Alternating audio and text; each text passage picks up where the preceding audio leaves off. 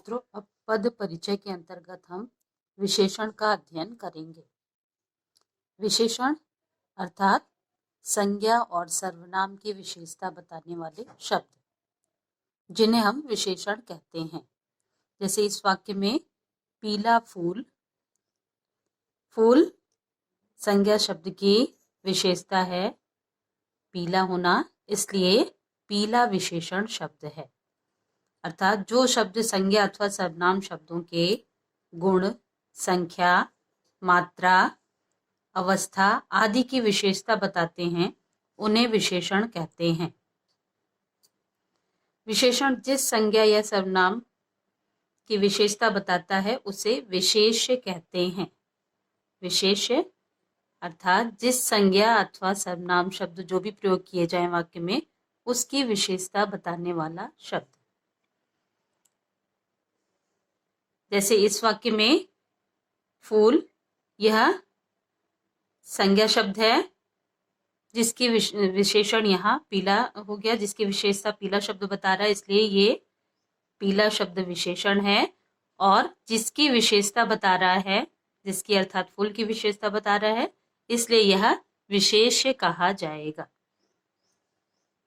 इस प्रकार से विशेषण के मुख्य 4 भेद हैं। पहला गुणवाचक विशेषण, दूसरा संख्यावाचक विशेषण, तीसरा परिमाणवाचक विशेषण और चौथा सार्वनामिक विशेषण। संख्यावाचक विशेषण के पुनः 2 भेद हैं, निश्चित संख्यावाचक, क्रमिक और अनिश्चित। परिमाणवाचक विशेषण के पुनः 2 भेद, निश्चित और अनिश्चित। सार्वनामिक विशेषण के भी 2 भेद हैं, संकेतवाचक विशेषण और संबंधवाचक विशेषण। इस प्रकार से विशेषण के इन भेद प्रभेदों को हम विस्तृत रूप से देखते हैं। पहला गुणवाचक विशेषण, यानी ऐसे शब्द जो विशेषण संज्ञा शब्दों के गुण, दोष, आकार, रंग तथा उसकी विशेषता बताते हों, उन्हें गुणवाचक विशेषण कहते हैं। अन्य शब्दों में किसी भी संज्ञा अथवा सर्वनाम के गुणों को बताने वाले शब्द गुणवाचक विशेषण के अंतर्गत आते हैं। ये इस प्रकार से स्पष्ट होंगे, जैसे गुण अथवा दोष बताने वाला वाक्य जो इन शब्दों से स्पष्ट होता है। अच्छा, जैसे वह एक अच्छा बालक है। बुरा, सुंदर,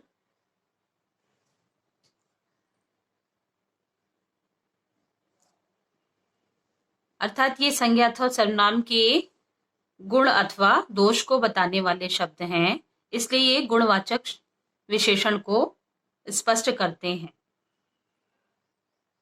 दूसरा उदाहरण हम लेते हैं, आकार। जैसे लंबा, चौड़ा, छोटा, बड़ा, गोल, चौकोर आदि।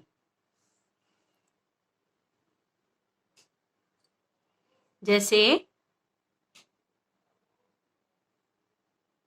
वैभव वात्सल्य से लंबा है, इसमें गुणवाचक विशेषण है लंबा। इस प्रकार से ये गुण की विशेषता बता रहे हैं संज्ञा अथवा सर्वनाम की, इसलिए गुणवाचक संज्ञा के विशेषण के अंतर्गत इनका हम अध्ययन करेंगे। तीसरा हम लेते हैं रंग।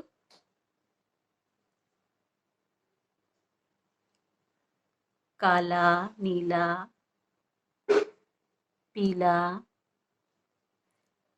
लाल इत्यादि। स्थान,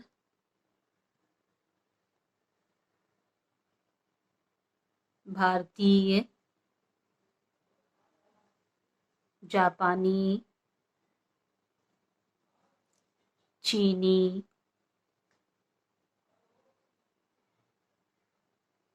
पहाड़ी,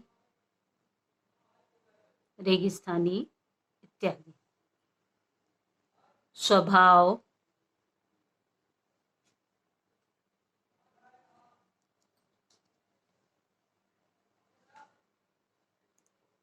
शांत, कमजोर, बुद्धिमान,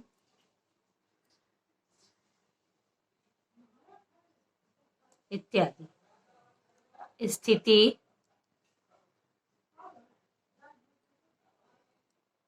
गरीब, अमीर, प्रसन्न इत्यादि। इस प्रकार से गुणवाचक विशेषण बताने के लिए हम संज्ञा अथवा सर्वनाम के गुण दोष, आकार, रंग रूप, स्थान, स्वभाव, स्थिति आदि का वर्णन करते हुए उसके गुणवाचक विशेषण की पहचान करेंगे। दूसरा है संख्यावाचक विशेषण। संख्या अर्थात गिनती, और ये इसके पुनः 3 भेद हैं: निश्चित संख्यावाचक, क्रमिक संख्यावाचक और अनिश्चित संख्यावाचक। निश्चित संख्यावाचक, जिसमें संख्या को निश्चित रूप से स्पष्ट किया जाए, वह निश्चित संख्यावाचक के अंतर्गत आता है। दूसरा क्रमिक,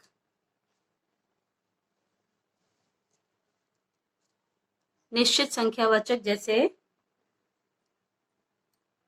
3, 4, 5, अर्थात कोई भी निश्चित संख्या जो उसको स्पष्ट करती हो कि यह संख्या यह निश्चित रूप से है, जैसे 100, 1000 इत्यादि। क्रमिक संख्यावाचक के अंतर्गत क्रम से आने वाले संख्या के बारे में जो स्पष्ट करता है, जैसे तीसरा,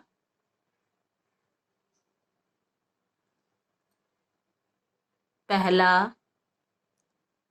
पांचवा, यानी क्रम से उसकी जो भी संख्या स्पष्ट हो रही हो वह क्रमिक संख्यावाचक के अंतर्गत आता है। इसी प्रकार से अनिश्चित संख्यावाचक जैसे कुछ, कई, जैसे उसके पास कई किताबें हैं। बहुत, घोड़ा बहुत तेज दौड़ता है। इस प्रकार से इसमें स्पष्ट है कि ये संख्याएं निश्चित, क्रमिक और अनिश्चित रूप को प्रकट कर रही हैं, इसलिए इनके भेद इस प्रकार से निर्धारित किए गए हैं। तीसरा परिमाणवाचक विशेषण। परिमाण अर्थात मात्रा, संख्या अर्थात गिनती और परिमाण अर्थात मात्रा, जिसमें किसी संज्ञा अथवा सर्वनाम शब्द के परिमाण के बारे में बताया जाए।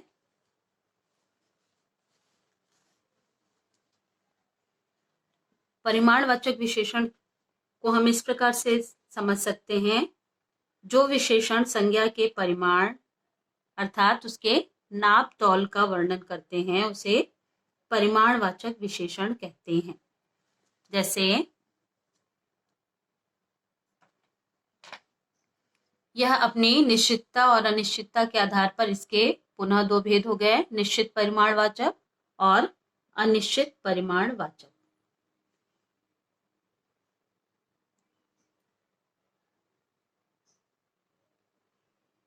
इसका हम इस प्रकार से इसकी व्याख्या को समझ सकते हैं, जैसे मापने के लिए कुछ शब्द का प्रयोग करते हैं।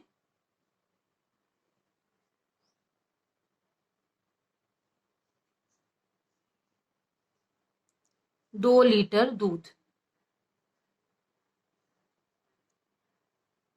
यह एक निश्चित मात्रा को बता रहा है।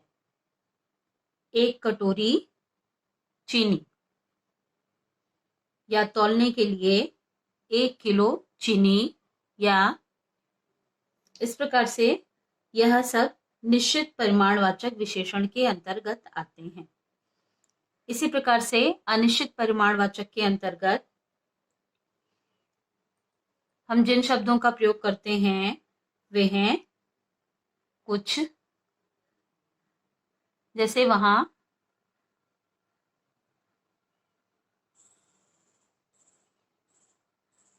थोड़ा सा, बहुत,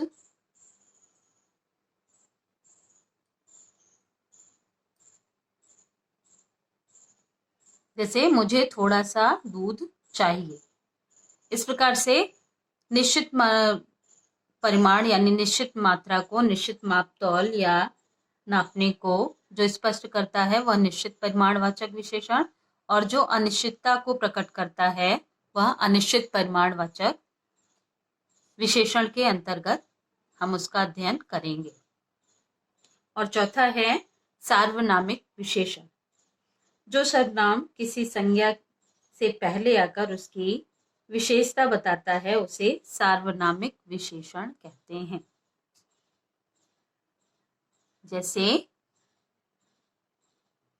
वे फल, वे फल, यहां वे सार्वनामिक विशेषण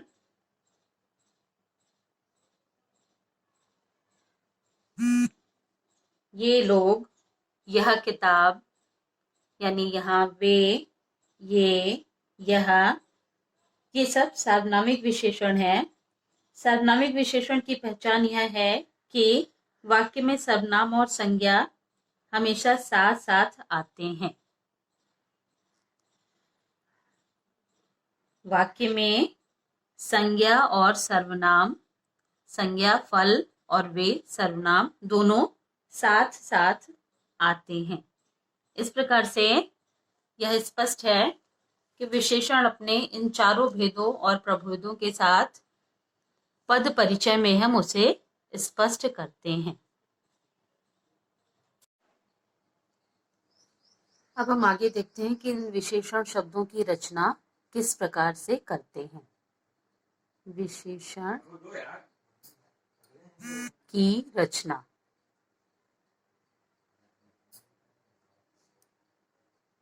रचना अर्थात उसका, इन विशेषण शब्दों का निर्माण किस प्रकार से करते हैं। संज्ञा, सर्वनाम और क्रिया शब्दों से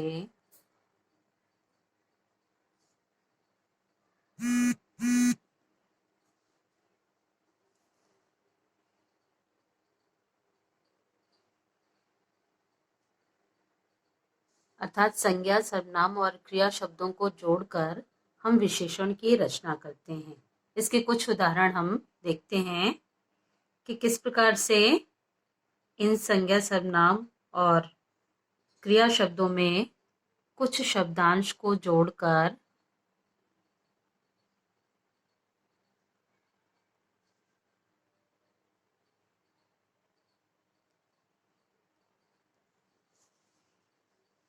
किस प्रकार से विशेषण बन रहे हैं।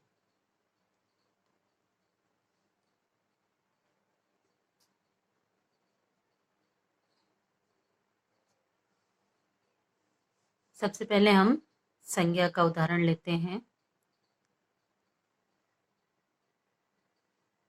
जैसे शहर,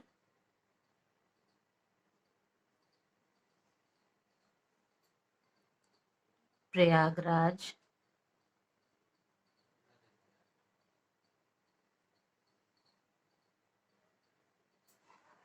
अनुभव,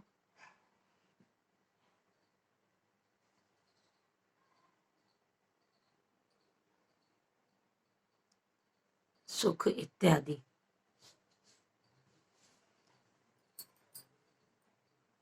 ये सभी संज्ञा शब्द हैं और इस प्रकार से इन्हें विशेषण शब्द में इनका परिवर्तन हो जाता है। जैसे शहर से शहरी,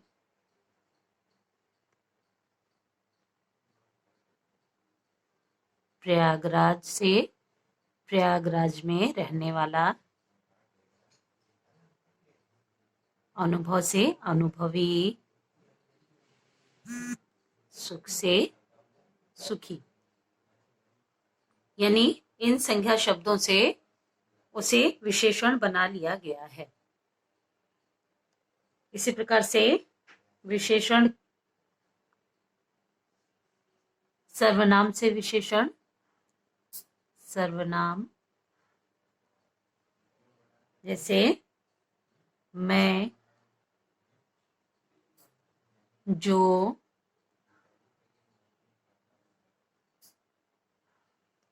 वह, कौन, ये सभी सर्वनाम शब्द हैं। इन्हें विशेषण में इस प्रकार से परिवर्तित हो जाते हैं, जैसे मैं, मेरा, जो, जैसा, वह, वैसा, कौन, कैसा। इस प्रकार से संज्ञा, सर्वनाम, विशेषण में से के शब्दांशों को जोड़ करके हम विशेषण शब्दों की रचना करते हैं। और तीसरा उदाहरण हम देखते हैं क्रिया का। क्रिया जैसे पढ़ना, देखना,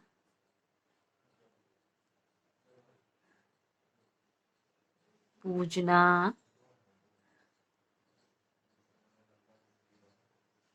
खेलना, ये सभी क्रियाएं हैं। पढ़ना, देखना, पूजना, खेलना। इन क्रिया शब्दों से हम विशेषण की रचना करते हैं। पढ़ना से पढ़ाकू,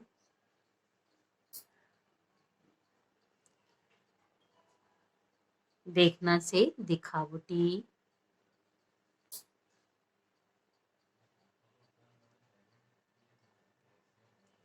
पूजना से पूजनीय,